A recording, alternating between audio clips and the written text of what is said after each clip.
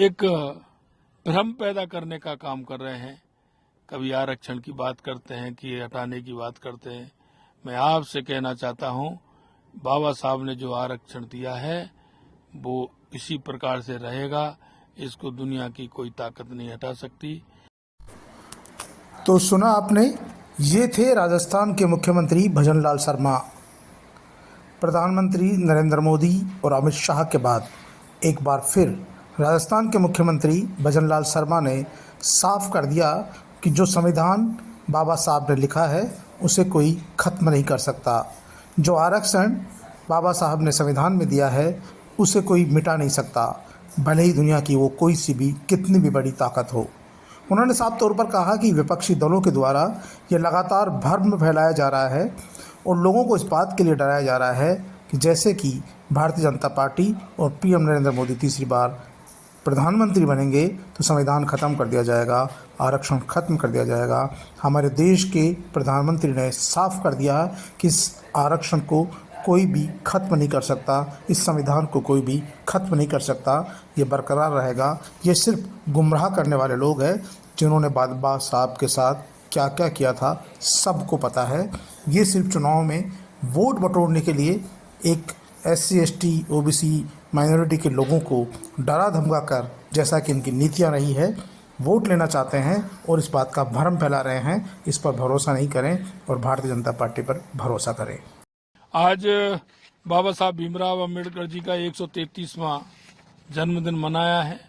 निश्चित रूप से बाबा साहब का जो अंत्योदय का विजन था, भारतीय जनता पार्टी उस अंत्योदय के विजन को लेकर के चल रही है।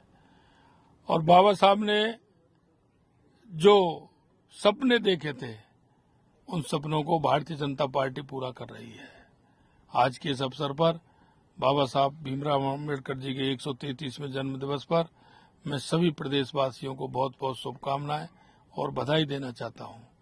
और कुछ लोग जो एक भ्रम पैदा करने का काम कर रहे हैं, कभी आरक्षण की बात करते हैं कि हटाने की बात करते हैं।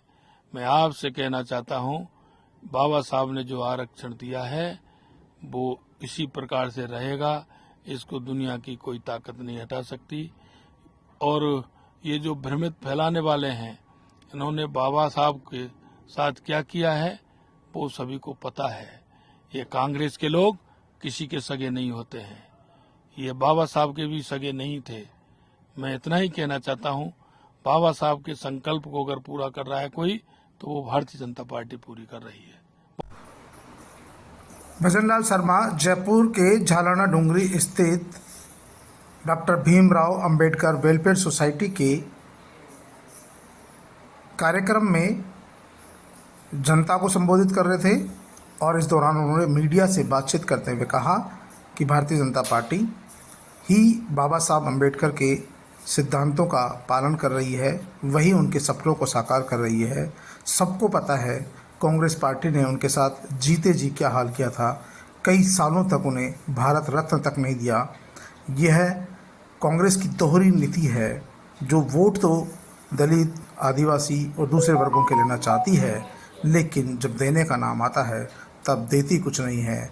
आज डरा कर लोगों में माहौल पैदा करना चाहती है कि एक बार फिर से SC ST के लोग बहकावे में आ जाए और भारतीय जनता पार्टी के खिलाफ काम करें। लेकिन अब लोग समझदार हो गए हैं। आपको बता दें कि भजनलाल शर्मा ने कहा कि आरक्षण में कोई भी छेड़छाड़ नहीं हो सकती है, संविधान को ख़त्म नहीं किया जा सकता है, आरक्षण को ख़त्म नहीं किया जा सकता है। इससे पूर्व देश के प्रधानमंत्री ने भी कहा था कि अब तो खुद बाबा साहब भी इस संविधान को नहीं हटा सकते, इस आरक्षण की व्यवस्था को नहीं हटा सकते। जाहिर सी बात है कि इस समय लोकसभा चुनाव है और इन चुनावों से पूर्व भारतीय जनता पार्टी को जिसका डर सता रहा है वो यही है कि विपक्षी पार्टियां लगातार ये कह रही है यदि भाजपा सत्ता में आएगी, मोदी सत्ता में आएंगे तो आरक्षण खत्म कर दिया जाएगा और संविधान को खत्म कर दिया जाएगा। इस देश में चुनाव नहीं होंगे, इसीलिए भाजपा के नेता लगातार बयानबाजी कर रहे हैं।